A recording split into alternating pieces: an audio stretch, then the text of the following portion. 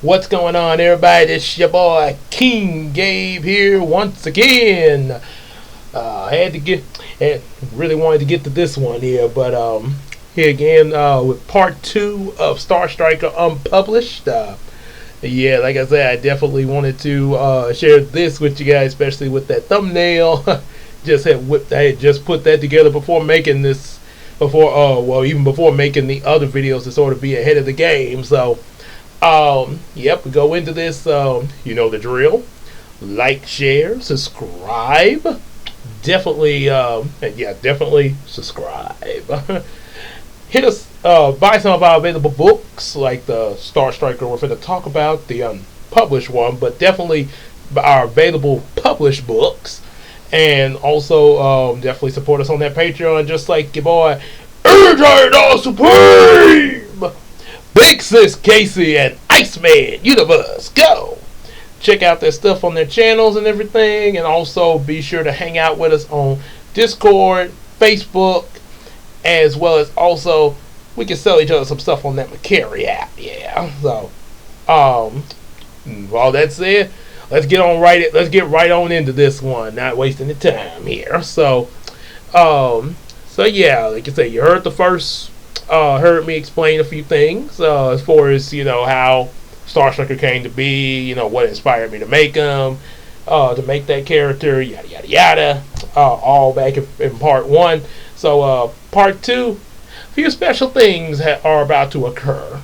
Okay, so first off, episode number 3 of this series, Star Striker Target. So it actually starts off where Samuel and Brian, they're just hanging out at the mall and stuff like that, checking out some stuff, probably going over to K&B Toys to see what's new in the Transformers. And while they're there, they pass by they just so happen to pass by the jewelry store where they end up running into Angela. Angela was in this series, and she's in there with a friend of hers. I didn't say who the friend was, but that's all that was said. As you all aware from the previous videos, be sure to definitely check out my Let's Talk About the Star Striker comics, because it's explained, I think, either in when I talk about issue 3 or 4 or 5 and 6. I know 5 and 6 for sure. If it's not in 3 and 4, it was I definitely mentioned in 5 and 6 of the creation of Angela's character from Angela, good friend of mine who passed away 5 years ago due to a car crash. Yeah, more details about it in that in one of the previous videos. So anyway, but she did have little group of friends up there at school and everything. So yeah, kind of why I wrote that. It could be speculation that maybe this could have been Monet back then, but we just didn't have Diva Slay. You never know. Of course, in actuality, I didn't think of Diva Slay until the comics. Well, actually, Angela brought her to me when the comics were being made. So yeah, but looking back on this, yeah, we could speculate that maybe that friend was Monet in this universe. So, anyway, back to the story. So they're out. Samuel and Brian see them at the jewel store. Also, this is probably going to sound a little crazy, but back then, you guys know about, some of y'all watching know about Victoria's Secret, right? Yeah, and y'all know what's in there. Especially, any of y'all that's watching probably know what's in there. Back then, I saw that place at the mall. Had never went in there.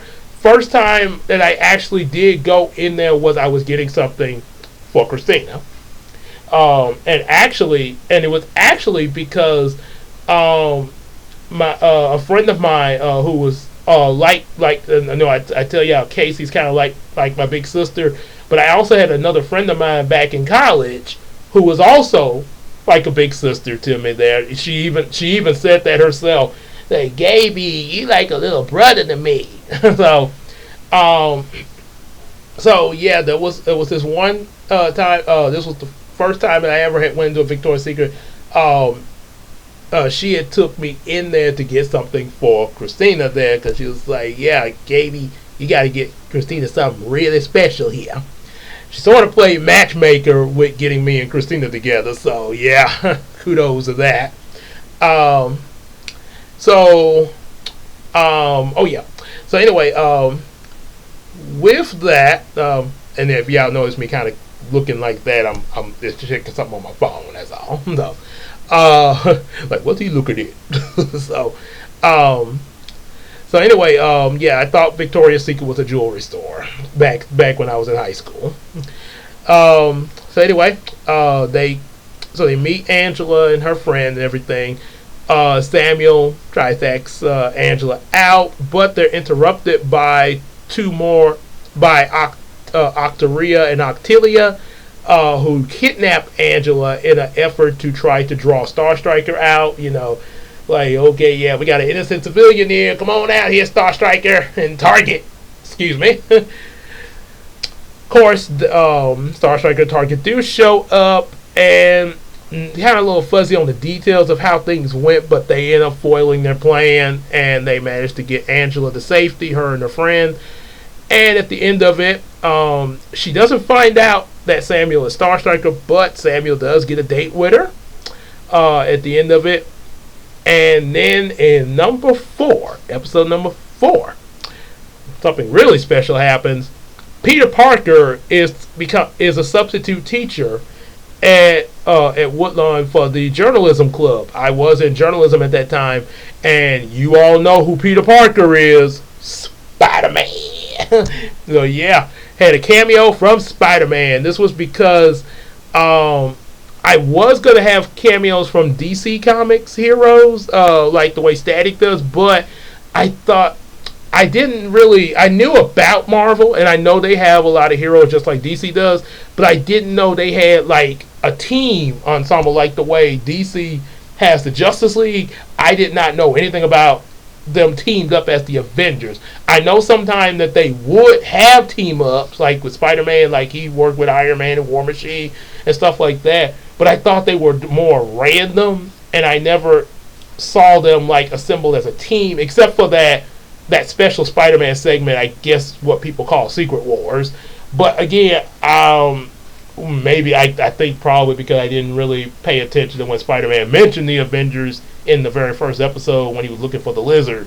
But I didn't really know the Avengers until the live action movie. So yeah, Spider-Man cameos as Peter Parker, being a substitute journalism teacher. He's actually there under the substitute journalism teacher thing is actually a cover. He's undercover. He's actually doing some undercover journalism work. Peter Parker does work for the Bugle with for Jameson. I want pictures of Spider-Man. Give me Spider-Man. Spider-Man. And he's undercover. He's undercover in order to try to find where Doc Ock is, and suspicions are that Doc Ock is hiding out in Shreveport. Turns out he is. Doc Ock ends up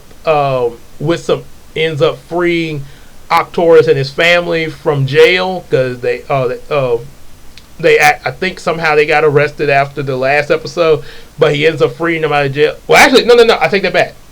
He frees one of their not relative, but a friend of theirs out of jail who has mutated just like they have into Ice Squid. So we have a mutant that, and I sort of imagine him looking like Arnold Schwarzenegger. Because Batman and Robin, when he played Mr. Freeze, was like, "Can you be cool? I'll get you next time. Iceman cometh. Do you be cool?" So imagine Arnold Schwarzenegger as a squid mutant with like a squid head and everything, and with ice powers.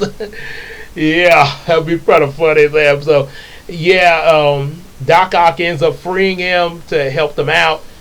Star Striker and Target get word of the jailbreak, and they try to stop him, but of course they kind of overpower them.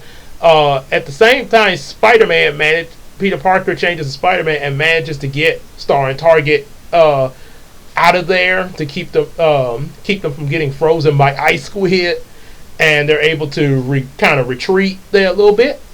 However, once Ice Squid is brought to Arcturus and his family along with Doc Ock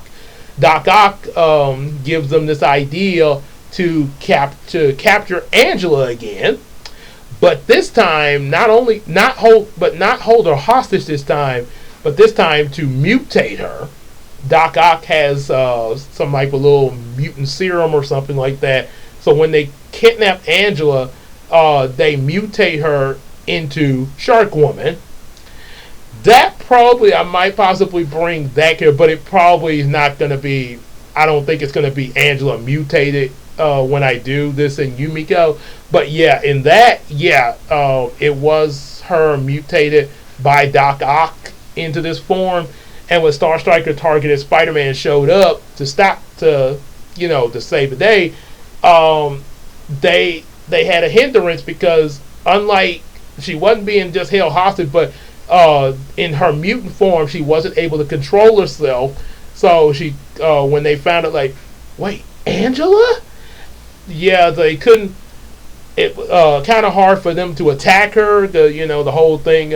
We can't don't hurt her, and some kind of way, like I say, fuzzy on the details again, but yeah, some kind of way.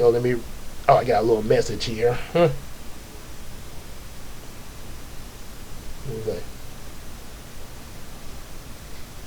Okay, that's okay.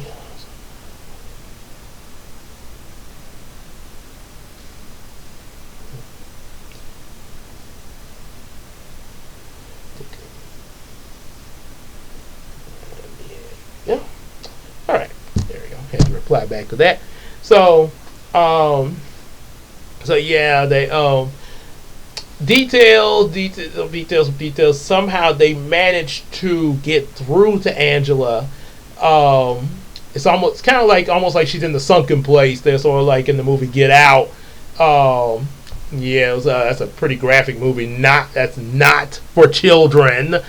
And I emphasize that because Christina and I went to see that movie not knowing what it was about, but we knew it was R-rated. And for some reason, people brought parents had little elementary kids in there with them. Pretty much like when we went to see the Logan movie, there were some parents that had their kids in there with them then. Now, of course, I would not recommend bringing kids to a R-rated film, especially elementary and younger like that.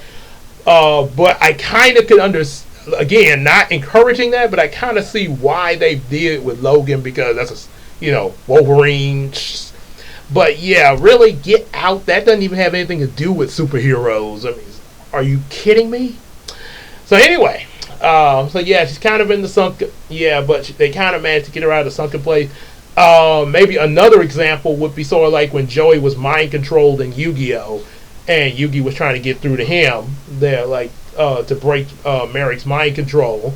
So they managed to get through to Angela, and while still in her mutant form, she manages to sort of get control of herself and free Star Striker, Target, and Spider-Man, to where the four of them team up and face Arcturus, his family, Ice Squid, and Doc Ock. So it's pretty much becomes 4 against 6, but they do manage to defeat them, and with that they're able to get Angela. Spider-Man, Star, and Target, they all reveal their secret identities to one another, and Peter calls in Doc Connor. We all know the guy who became the Lizard with the one arm. They call him in to get Angela back to normal human state. So, and of course, she ends up finding out their secret identities as well. So now she's in on this. She knows that Samuel is Star Striker, which she will find that out at some point in Yumeko, just like she did in Star Striker comic series and this one. And yeah, it pretty much goes on from there. I guess I could also let's see. Because they always say leave them wanting more. Let's see this chicken. Okay, so so yeah, okay, so I'll just leave it with that there. Like I say, always leave them wanting more. I know this kind of was a little let's see, short here. Oh, okay. Well, sent me a GIF here. So I'm gonna cut it there. Like I say, leave y'all wanting more. Yeah, there's gonna be more. So yeah, we don't worry, we'll have some more. But yeah, hope y'all definitely enjoyed that, especially with the little Spider-Man cameo. Definitely like, share, subscribe. You know, also buy our available books, as well as also support us on that Patreon. Just like your boy EJ the Supreme, Big Sis Casey in the Iceman universe, and also definitely be sure to hang out with us on Facebook and Discord. Sell each other some stuff on the Macari app, and we will see y'all in the next video. Peace.